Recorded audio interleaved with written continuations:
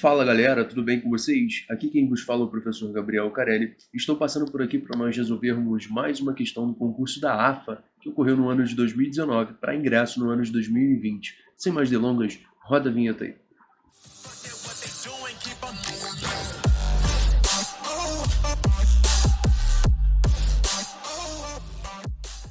Então pessoal, como vocês podem perceber, a questão de número 52 já está na íntegra e vamos fazer juntos essa leitura. Ele diz pra gente que a partícula 1 no ponto A sofre uma colisão perfeitamente elástica e faz com que a partícula 2, inicialmente em repouso, percorra sobre uma superfície a trajetória ABMCD, conforme a figura a seguir. O trecho BMC é um arco de 90 graus, de uma circunferência de raio R igual a 1 metro. Ao passar sobre o ponto M, a partícula 2 está na iminência de perder o contato com a superfície. A energia mecânica perdida, devido ao atrito, pela partícula 2 ao longo do trecho ABM é exatamente igual à que ela perde no trecho MCD. No ponto D, a partícula 2 sofre outra colisão perfeitamente elástica, com a partícula 3 que está em repouso. As partículas 1 e 3 possuem a mesma massa, sendo a massa de cada uma delas o dobro da massa da partícula 2.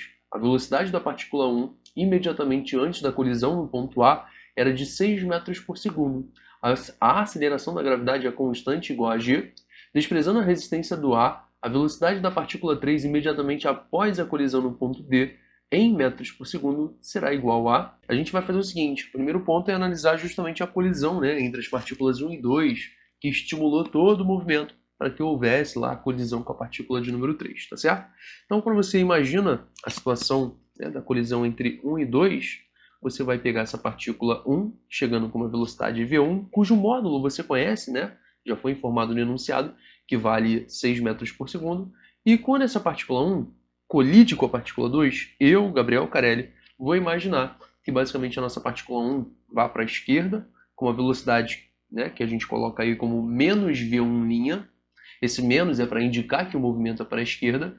E a minha partícula 2 vai se movimentar para a direita, com uma velocidade que a gente vai denominar de v2'. Até então tranquilo? Até então suave na nave? Então vamos continuar. Toda colisão, seja ela perfeitamente elástica, seja ela parcialmente elástica, seja ela perfeitamente inelástica, você pode garantir que o somatório da quantidade de movimento tem que ser igual a zero. Então aqui a gente acaba retraindo a ideia de que a quantidade de movimento antes da colisão tem que se igualar com a quantidade de movimento depois da colisão, tá certo? Então aqui, essa análise, essa segunda análise que eu estou destacando aqui para vocês, já é uma visão mais algébrica, levando em consideração os sinais de menos, levando em consideração os sinais de mais. Então, a quantidade de movimento antes, ela é basicamente uma estrutura que somente a partícula 1 possui, porque a partícula 2 estava em repouso inicialmente, ok? Beleza? E a quantidade de movimento depois, você tem que perceber que a partícula 1, eu arbitrei, que ela volta para a esquerda, então sinal negativo, e basicamente a nossa partícula de número 2, ela vai para a direita, então sinal positivo, tudo tranquilo, tá?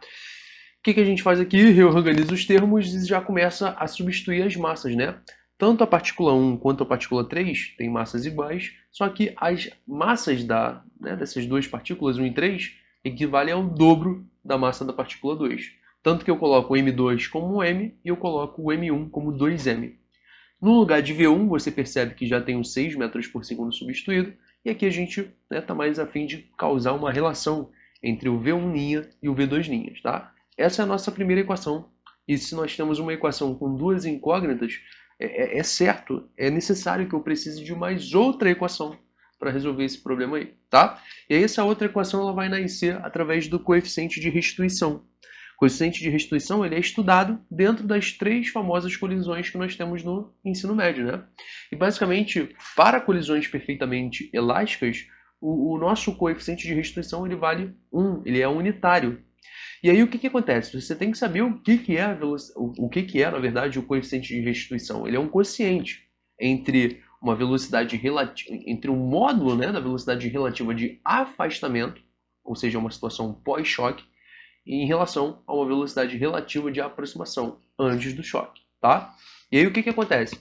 Como na situação aqui de cima eu tenho um vetor que está para a direita, logo a gente considerou um valor positivo, eu tenho um vetor que está para a esquerda, logo eu considero um valor negativo. Quando eu tenho velocidades em sentidos contrários, a velocidade relativa é obtida somando-se os valores, tá? Os módulos. Já a minha velocidade relativa de aproximação fica um pouquinho fácil, porque você só tinha a partícula 1 se movimentando, então trabalha apenas com a velocidade dela. Tudo bem? Então vai ficar mais ou menos com essa estruturinha aí. Passando-se o V1 para o outro lado e substituindo o V1, né, você inclusive pode isolar o V1', tá? Então essa equação aqui que vocês estão vendo vai ser a nossa equação de número 2. Acho que até então está sem mistério, mas se você tem alguma dúvida, pode deixar aí nos comentários que eu vou fazer uma breve resposta, tá certo? Então, gente, o que eu faço aqui é substituir a equação de número 2 na equação de número 1, tá certo? Fazendo-se essa substituição, organizando-se, né, um pouquinho dos nossos termos aí, eu vou obter que a nossa velocidade V2' vai acabar sendo de 8 metros por segundo. Pessoal, é importantíssimo, copie isso daí, dê um pause no vídeo, tá? Tenta absorver as principais ideias, que elas vão fazer diferença para vocês, tá certo? Então a gente calculou aqui a velocidade da partícula 2 imediatamente após o choque com a partícula 1. É aqui que o exercício começa a ganhar um pouquinho, né, de estrutura. A gente vai tentar calcular qual é a energia mecânica que foi dissipada no trecho ABM, tá? Lembrando que o trecho ABM era mais ou menos o seguinte, você tinha uma linha reta, finge que isso que eu estou fazendo não é uma linha reta, né, gente? Tá muito feio. Mas finge que é uma linha reta, basicamente. Aí você começa a subir, né? Enfim, aqui está o ponto M, tá? A partícula 2 ela teve uma colisão aqui embaixo, ela sai com essa velocidade de 8 metros por segundo, e eu quero saber, né, basicamente, qual vai ser a velocidade dela no ponto mais alto, né? É interessante a gente tentar calcular isso. Mas deixa essa velocidade do ponto mais alto aqui para depois. Primeiro a gente vai verificar a quantidade de energia que foi perdida durante esse atrito. Eu vou tentar forçar uma conservação de energia, tá? Eu poderia dizer que a energia inicial ela é a energia final, só que mais uma parcela de uma energia perdida pelo atrito, tudo bem? A energia inicial, pô, cara, eu estou aqui embaixo, estou no meu referencial, então eu só teria uma energia cinética, tá? A energia final, eu estou lá em cima, então eu tenho uma certa altura, eu tenho uma energia potencial gravitacional. Só que eu também tenho uma energia cinética porque no ponto M lá em cima eu tenho velocidade. Isso aqui eu ainda somo com uma energia do atrito. Então, se você parar para perceber, a energia do atrito ela pode ser isolada. Você passa a energia potencial para o outro lado, subtraindo, e você passa também a energia cinética desse ponto mais alto para o outro lado da equação, também subtraindo. Ou seja, eu vou ficar com essa estrutura que vocês estão vendo aí. Né? Eu já coloquei algo isolando-se a energia do atrito. Mas, professor, que W é esse daí? Gente, W seria o trabalho, né, realizado aí pela força de atrito, sendo que trabalho é um formato de energia, então não me faz tanta diferença, tá? Então por isso que eu isolo essa estrutura para ver, né, com qual roxinho ele vai ficar, tá certo? Então vamos lá. Executando-se algumas continhas aí, a gente precisa saber quanto é que vale essa velocidade Vm. E aí para isso, obviamente, a gente vai analisar o ponto M em questão. Estar numa iminência de perder o contato com a pista é sinônimo de que é normal naquele momento, naquele instante, né, ela vai tender a ser igual a zero. Força normal é aquela força de contato. Então, quando você basicamente está no ponto mais alto, no ponto M, você só vai ter uma força peso e ela vai desempenhar um papel para você de uma resultante centrípeta, tá? Então, lembrando que resultante a força resultante, perdão, é dada por m vezes o quadrado da velocidade, isso dividido pelo raio da trajetória, e a força peso, como todo mundo aí com certeza já conhece, é dada por m vezes g, tá? Corta a massa dos dois lados da equação e você vai poder identificar que a velocidade, né, ao quadrado do ponto M vale RG. Então, como você sabe que o raio é de 1 metro e que a gravidade é de 10 metros por segundo ao quadrado, você identifica que a velocidade do ponto M ao quadrado, repara que eu não extraí a raiz e não tem a necessidade de extrair a raiz, porque aqui em cima ele pede justamente o quadrado dessa velocidade M, tá? Ela vale 10. Então o que a gente faz aqui agora, gente? Não liguem para essa estrutura, alguns quadradinhos já ficaram aí presentes, mas vocês vão perceber que eles vão, né, envolver eles vão destacar algumas coisas bem importantes para a gente, tá? Então, dando uma continuação, o trabalho da força de atrito, né? Eu já fiz a minha substituição, onde eu tinha um quadrado da velocidade do ponto M vira 10. E, gente, sintetizando tudo isso daí, resolvendo essa continha, você vai perceber que o trabalho, né, dessa força de atrito, obviamente em módulo, vale 7m. Tá? Então, a cada vez que você sobe ou desce, você perde 7m de energia. É mais ou menos isso que acontece. Então, a energia dissipada no ponto, na trajetória, na verdade, MCD, né, você vai utilizar mais ou menos uma ideia parecida com a anterior que nós fizemos. Então, imagina, você vem de uma região curvilínea, né, para cair numa região plana. Então, quando você está aqui em cima e vai descer, lembra, tem atrito. Você vai perder energia, tá? Mas você está aqui em cima, você tem uma energia potencial gravitacional por causa de uma determinada altura. Você tem velocidade aqui em cima, tem energia cinética. Você lá embaixo também vai ter uma certa velocidade, também vai ter uma certa energia cinética. E você vai ter que fazer a energia inicial é igual a energia final mais uma energia que você perde pelo atrito. O raciocínio vai ser o mesmo. A única diferença é que agora a minha energia cinética, a minha energia inicial, perdão, ela vai ter tanto uma cinética quanto uma potencial gravitacional, tá? Já a minha energia final, como eu vou estar no meu referencial, eu vou ter apenas uma energia cinética, não tem potencial gravitacional, e eu adiciono aqui a estrutura do atrito, tá bom? Beleza? E aí vamos lá. Basicamente, o quadrado da velocidade m a gente já sabe, vale 10. A velocidade do ponto D é o que eu estou interessado em descobrir. Tá? Como você pode perceber, tudo muito bonito, várias massas aqui em todas as estruturas da nossa continha, né? Então a gente pode fazer essa simplificação.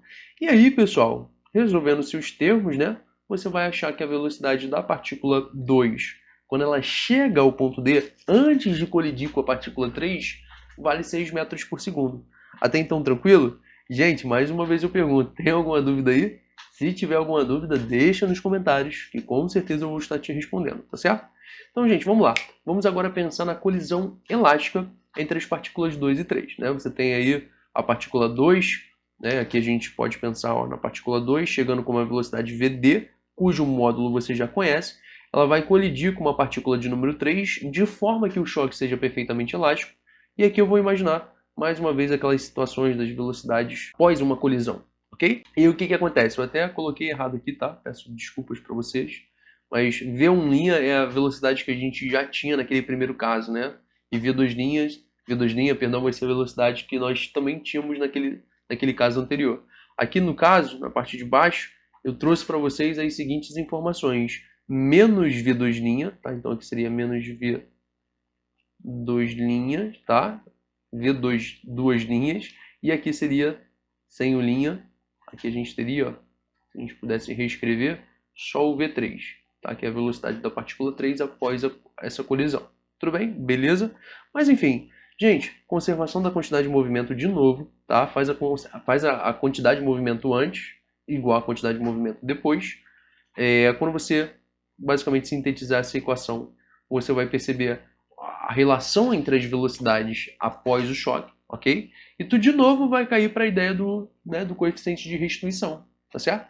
Então, de novo, você tem que fazer esse tal coeficiente de restituição igual a 1, porque a tua colisão ela é perfeitamente elástica ainda, tá? Organizando os termos, você vai ter o V2' igual a 6 menos V3', e eu substituo a equação 4 lá na minha equação de número 3.